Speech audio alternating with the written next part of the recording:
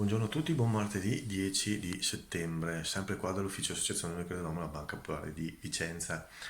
Novità sul FIR e sui rimborsi ai risparmiatori. Sì, ci sono. Finalmente siamo stati convocati per lunedì 16 da Consap a Roma. Noi andremo lì nella speranza di sciogliere tutti i dubbi che ancora circondano questo sito dai molti lati fumosi e dalle molte voci contrastanti. Cerchiamo di andare lì per chiarirci tutte le idee, così dopo avremo possibilità di farvi un vademecum, per i nostri associati lo faremo chiaro e preciso per darvi una mano a compilare la richiesta di rimborso al 30%, quindi noi andiamo giù a Roma il 16 fiduciosi. La novità è questa, di avere tutte le risposte di cui abbiamo bisogno e di fare tutte le modifiche al sito di cui c'è bisogno. Quindi restate connessi perché presto, dopo lunedì, ci saranno novità assolutamente concrete. Nel frattempo vi segnalo che nei giornali, oltre ad aver riportato appunto che saremo convocati il 16 giù a Roma, quindi la pressione che abbiamo fatto come associazione con i comunicati stampa e con tutte le telefonate che abbiamo fatto noi e anche voi, i nostri associati, vi ringraziamo. Il risultato c'è, andremo a Roma, ma i giornali oggi scrivono e vi segnalo che anche altre associazioni, quelle che continuavano a dire che andava tutto bene, che loro le domande le inserivano lo stesso, bene, oggi si sono uniti alla nostra richiesta di chiarimenti dicendo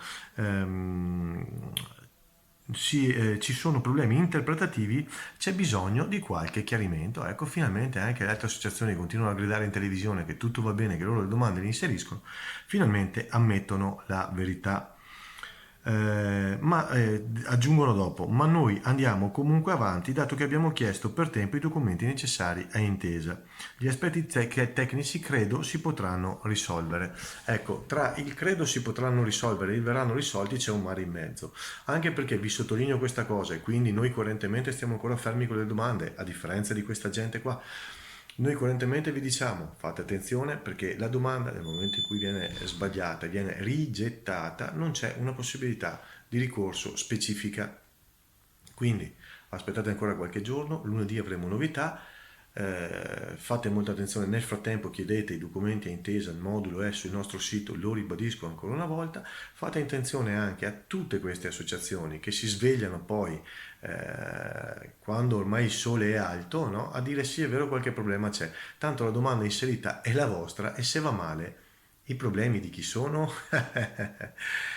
Mi raccomando, attenzione, diffidate sempre, restate connessi con noi, restate sulla nostra pagina Facebook, basta premere like e riceverete questo, altri video e altre informazioni direttamente sulla vostra bacheca.